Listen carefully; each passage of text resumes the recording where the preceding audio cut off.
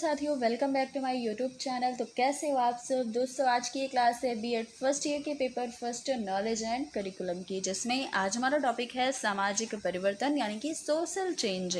तो आज हम जानेंगे कि सामाजिक परिवर्तन क्या है, इसका अर्थ और इसकी परिभाषा के बारे में। तो आप लोग वीडियो को पूरा देखिएगा और इस वीडियो को ज़्यादा से ज़्यादा लोगों तक शेयर भी कीजिएगा। देखिए, बीएड के एग्ज़ाम में कुछ ऐसे टॉपिक हैं जिन्हें अगर आप ना भी पढ़ें तो आपका काम चल सकता है, यानी कि आप अच्छे से उसे एग्ज़ाम में लिख सकते हैं। जैसे कि आज का ही हमारा टॉपिक जो है सामाजिक परिवर्तन। बस आपको क्या होना चाहिए, इसके शब्द का अर्थ पता होना चाहिए। जैसे और भी आपके एग्ज़ाम में आपके सिलेबस में टॉपिक है समाजीकरण का या फिर जनतंत्र का टॉपिक है, तो ये सारे जो टॉपिक हैं ये थोड़े इजी हैं। इसे अगर आप ना भी तैयार करके जाएं, टाइम आपके पास नहीं है मान लीजिए, या फिर आपने सेकंड पेपर या थर्ड पेपर में या फिर ऑप्शनल में आपने टाइम दे दिया ज़्यादा और कुछ इजी टॉपिक जो है उसको नहीं भी पढ़ा, फिर भी आप अच्छे से लिख सकते हो। तो आज हमारा जो टॉपिक है वही इजी सा टॉपिक है, सामाजिक परिवर्तन। देखिए, अगर सामाजिक परिवर्तन जो शब्द है इसका अर्थ आपको पता है और सभी को आई होप पता होगा कि सामाजिक परिवर्तन क्या है। ऐसे परिवर्तन जो हमारे समाज से रिलेटेड हैं या फिर समाज से संबंधित जो भी परिवर्तन है, जो भी चेंजेस हैं, उसी को हम सामाजिक परिवर्तन कहते हैं। तो कितना आसान सा यहाँ पर अर्थ निकल कर आ रहा है और आप सभी को, जो भी लोग इस वीडियो को देख रहे हैं, आई होप उन सभी को ये पता है कि सामाजिक परिवर्तन शब्द का अर्थ क्या है। लेकिन हमें बीएड के एग्ज़ाम में यह आवश्यक भी तो नहीं कि सिर्फ वेरी शॉर्ट में आ जाए या फिर शॉर्ट में आ जाए। ऐसा भी हो सकता है कि लॉन्ग में हमें इस टॉपिक को अच्छे से लिखना पड़ जाए, तो लॉन्ग में 4 से 5 पेज में हमें लिखना होगा, जिसके लिए हमें क्या होगा कि हमें शब्द आने चाहिए लिखने के लिए। हमारे विचार जो हैं वो ब्रॉड होना चाहिए, हमारा जो सोच है, सोच बहुत अच्छी होनी चाहिए, बहुत सारे शब्दों को हम सोच पाएँ तो लिखने में हमें आसानी होती है। तो इसी वजह से हम ये जो टॉपिक है, अगर समय है आपके पास तो सारे टॉपिक को आप पढ़ कर जाइए, चाहे कोई भी टॉपिक हो, इजी हो या टफ हो, आप उसे बिल्कुल कवर करके जाएं, जिससे कोई भी टॉपिक हो तो आप अच्छे से उसे लिख भी पाएँ। तो ये तो मैं इसलिए बता रही थी कि अगर आपके पास समय नहीं है या फिर आप वर्किंग हैं, जॉब करते हैं, तब आपके पास समय कम हो सकता है, तो ऐसे टॉपिक आप लिख सकते हैं। लेकिन अगर समय है तो भाई अवश्य हम पढ़ कर जाएंगे।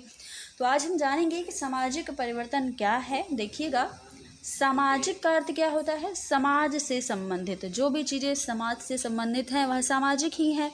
और परिवर्तन का तात्पर्य है कि पहले की स्थिति में कुछ भिन्नता या फिर कुछ डिफरेंस या फिर इसमें चेंज या फिर हेर फेर। तो सामाजिक का मतलब क्या है, समाज संबंधी, और परिवर्तन का मतलब क्या है, हेर फेर। तो समाज से संबंधित जो भी हेर फेर हैं, जो भी परिवर्तन है, उसी को हम क्या कहेंगे, सामाजिक परिवर्तन कहेंगे। तो ये यहाँ से क्लियर हो गया। मानव जो है उसका जीवन कभी एक सा नहीं रहता भाई। आप जैसे 4-5 साल पहले होगे वैसे आज बिल्कुल भी नहीं होगे, आपके अंदर भी चेंज आया होगा।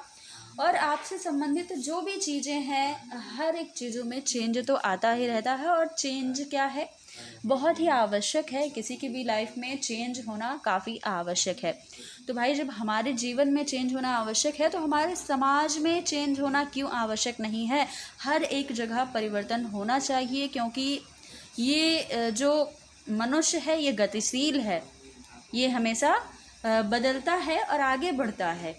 ठीक उसी प्रकार से मानव के द्वारा निर्मित समाज जो है वह भी गतिशील होता है, समाज भी भाई आगे बढ़ता रहता है। तो यह हो सकता है कि किसी भी समाज में परिवर्तन बड़ी तेज़ी के साथ हो रहे हों तथा किसी में देरी से। यह जरूरी नहीं है कि सभी समाज में परिवर्तन एक साथ एक ही दिशा में और बहुत ही तेज़ी से हो रहे हैं। कहीं कहीं पर परिवर्तन धीरे हो रहे हैं या फिर काफ़ी कम बार उसे चेंज किया जा रहा है, समाज के जो भी नियम हैं, जो भी कायदे हैं। और जबकि कहीं कहीं के जो नियम कायदे हैं वो काफ़ी तेज़ी से हर एक चीज़ों को ध्यान में रखकर उसमें चेंज लाया जाता है।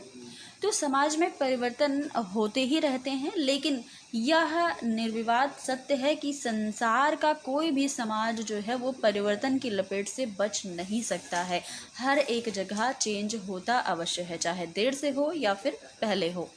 भारतीय समाज को ही ले लीजिए, यदि हम पहले और आज के भारतीय समाज पर अपनी नज़र डालें या दृष्टि डालें तो हमें क्या निकल कर आता है कि जिन वस्तुओं का उपयोग आज हम कर रहे हैं उनके संबंध में हमारे पूर्वजों ने तो कभी सोचा भी नहीं होगा। भाई आजकल आप लोग स्मार्टफोन चला रहे हैं या फिर घर बैठे जो पढ़ाई कर पा रहे हैं फ़ोन के द्वारा, यूट्यूब के द्वारा, ये हमारे पूर्वजों ने तो सोचा ही नहीं होगा कि भाई ऐसे भी कभी हो सकता है। उन्होंने बस यही देखा कि भाई गुरुकुल जा कर के या फिर शिक्षक के पास जा कर के, स्कूल जा कर के ही शिक्षा को प्राप्त किया जा सकता है। तो पहले सोच से आज की सोच में कितना अंतर आया है। देखिए हम घर बैठे बहुत सारे चीज़ों को कर सकते हैं। आई थिंक हमें लगता है कि आजकल तो सब चीज़ आसान हो गई है, घर बैठे आप सभी काम को कर सकते हैं। तो पहले के जो पूर्वज थे हमारे, उनके सोच में हमारे सोच में बहुत ज़्यादा अंतर है। उदाहरण के लिए ये एक देख लीजिए, आज से 100 साल पहले देखिए रेडियो का किसी ने नाम भी नहीं सुना था, और आज देखिए बिना रेडियो के हमें लगता है कि रेडियो एक आवश्यक वस्तु बन गई है।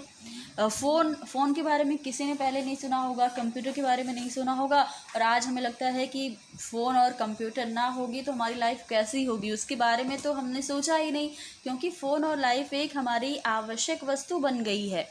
तो ये सारी चीज़ें हैं, चेंजेस तो आ ही रहे हैं। संक्षेप में कहा जाए तो आधुनिक समाज में नई नई मशीनों, आविष्कारों, यातायात के साधनों, नगरीकरण तथा औद्योगिक एवं हरित क्रांति के कारण जीवन के प्रत्येक क्षेत्र में नई नई समस्याएं भी उत्पन्न हो रही हैं।